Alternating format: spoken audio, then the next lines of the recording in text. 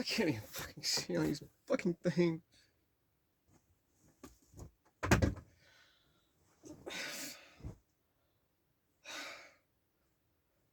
Fuck.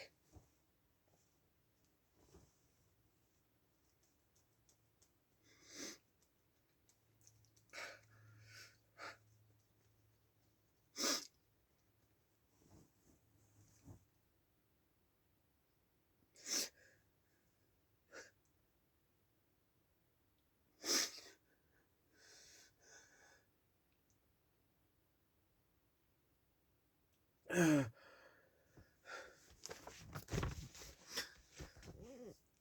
off me. Chapter 17. Searching for the music between the music. Trying to find the notes between the notes. He wakes up from a dreamless sleep and feels the fear of being so cold and so alone. He crawls from the bed, walks to the open window, and stares at a night sky full of dreams he has yet to live, but desperately misses and needs.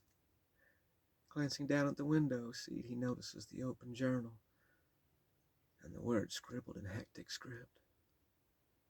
When madness becomes attractive, and its seduction is like a gentle hand wanting to pull you from the darkness that it created.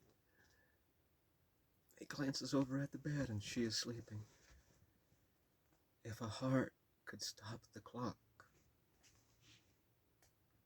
There are still mountains to climb and dreams to find.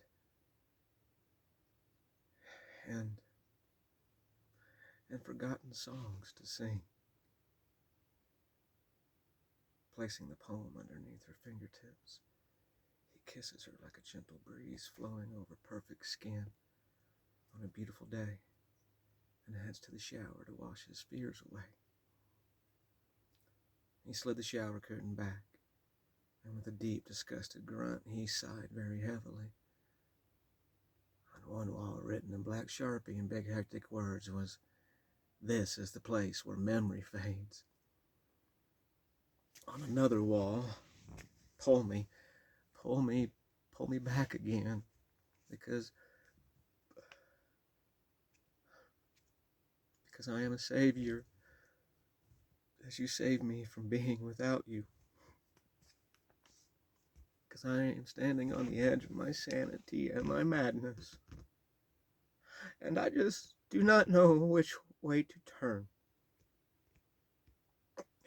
He just shook his head and turned on the water. Oh man, she's gonna kill me. He turned the boombox on, grabbed the Sharpie, closed the curtain, and as he stood with his head under the steaming hot water, he heard Tom York wail out of the speakers, "Empty all of your pockets, because it's time to come home. This is the place. Remember me? I'm the face you always see. You've been stuck in a lift in the belly of a whale at the bottom of the ocean." As those words echo in his head, the water washes everything away. He can hear the floorboards creak and moan as she enters the bathroom. And before the curtain slides open, he says with a defeated sigh, "I am so going to have to cook you something incredible and scrub the shit out of the bathroom. I'm sorry." The curtain slides open, and she kisses his head and then says with a reassuring smile, "Go, you're fine. Sometimes you got to get dirty. Sometimes you got to get to the dirty to find the clean." Burning a car, and the beginning of Pop's swan song. "I swear to fucking God, Hoss," Pop said, walking in the back door and throwing his cane on the floor in disgust. "One of these goddamn days, I'm just going to stuff a bunch of newspapers underneath the seat, light it, and sit back and watch that fucking cock-sucking witch titty burn." I knew Pop was angry by the level of his cussing.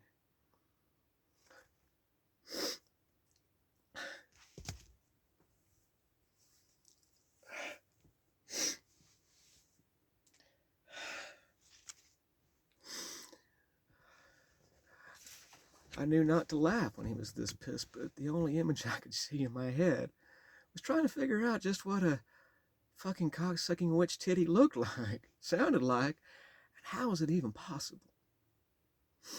And that thought got me laughing my ass off. Pop, with a serious look on his face, rubbed his stump then. Damn it. Lit a rock.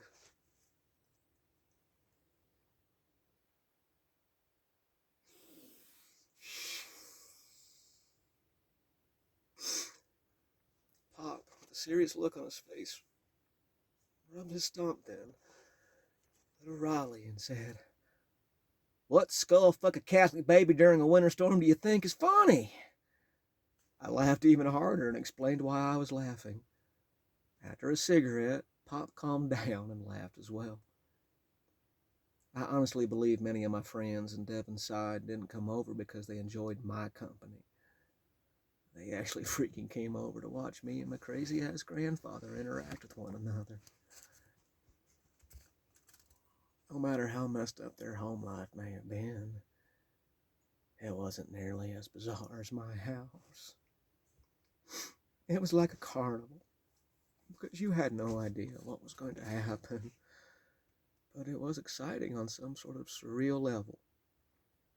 Just think of it as a crazy, messed up reality show you can't stop watching. Only way before reality shows were even thought of. After he calmed down, he shook his head and just whispered, "I'm gonna burn that snatch." Now, all of this cussing was directed to the car he had bought and the person who sold it to him. Nick Perkins retired from the Crooked Bangs career and entered the world of used crooked cars. The fact was this: Nick sold Pop a lemon.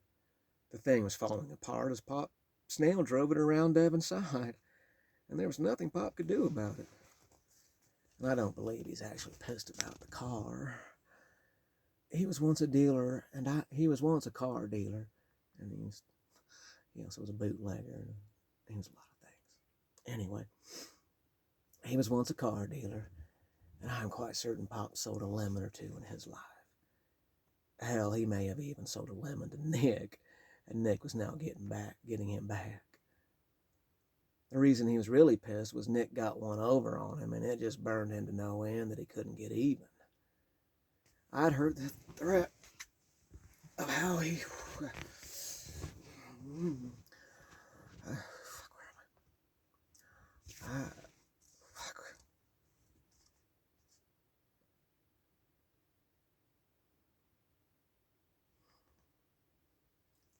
I had heard the threat of how he was going to burn the car in its various forms for several months.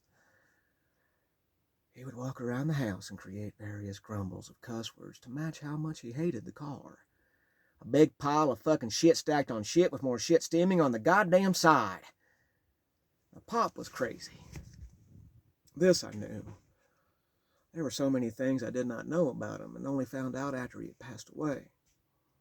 His crazy was legendary to those that had grown up with him. There was even the phrase in Devon's side of, "Now be careful, Carvin will shoot you." I thought people were always kind of kidding about that.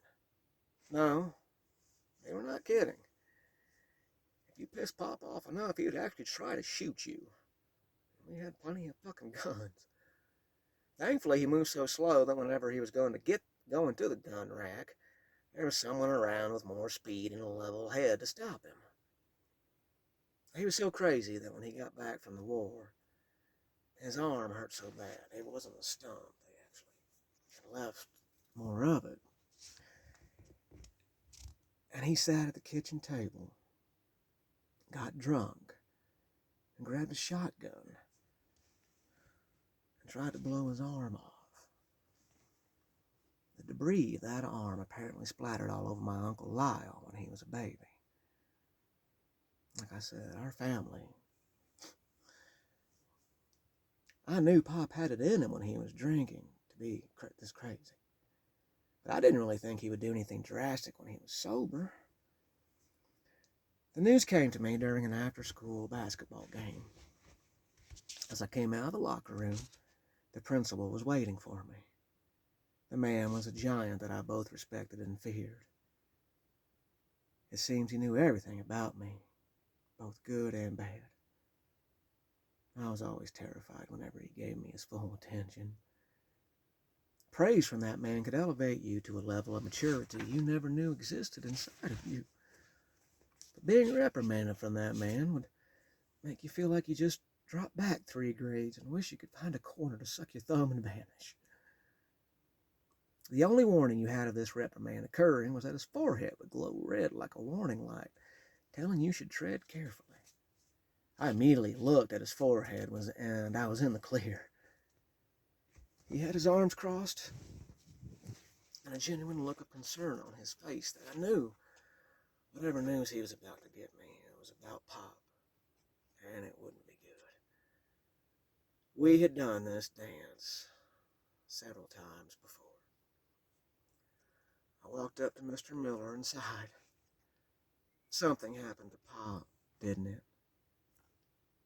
He nodded, reached down with that massive hand of his, and squeezed my shoulder.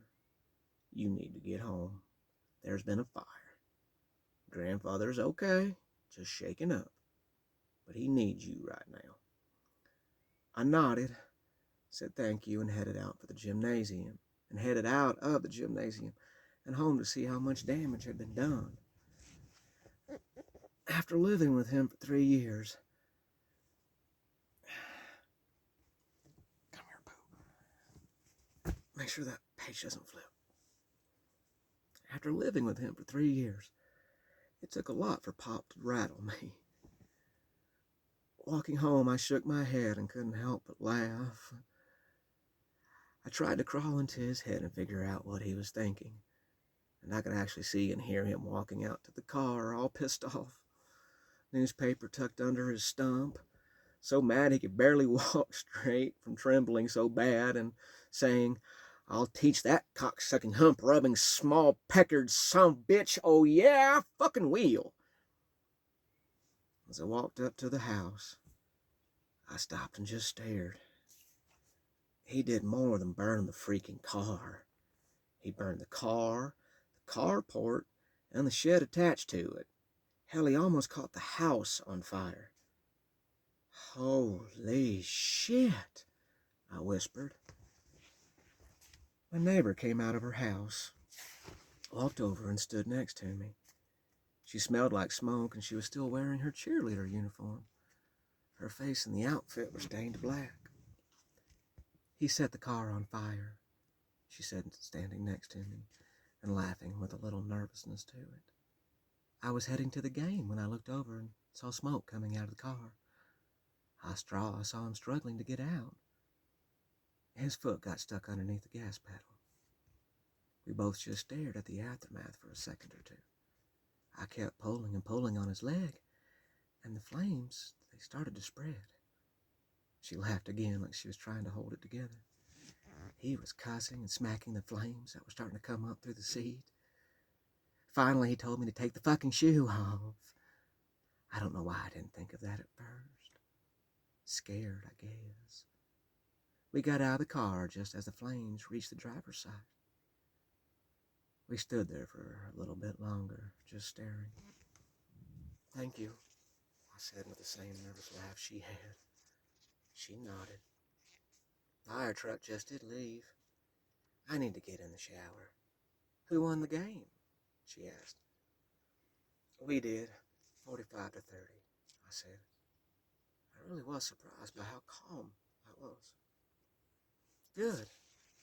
Let me know if you need anything. Mom and Dad should be home soon. They will come check on you guys. With that, she headed back to her house, and I headed into mine. Pop was sitting in his favorite chair, leaning over with his head on his hand. He kept rubbing the top of it like he did when he was nervous or upset. Wonder where I get that. I really fucked the chicken shit this time, Halls, he said as he leaned back and let out a deep sigh. I fucked the chicken hard. I laughed and patted his leg again. Yes, I would say you did. I would say you even fucked more than the chicken, Pop. I would say you fucked the whole hen house and the rooster. He looked at me for a second, saw me smiling, and he smiled as well. Chapter 18 is next.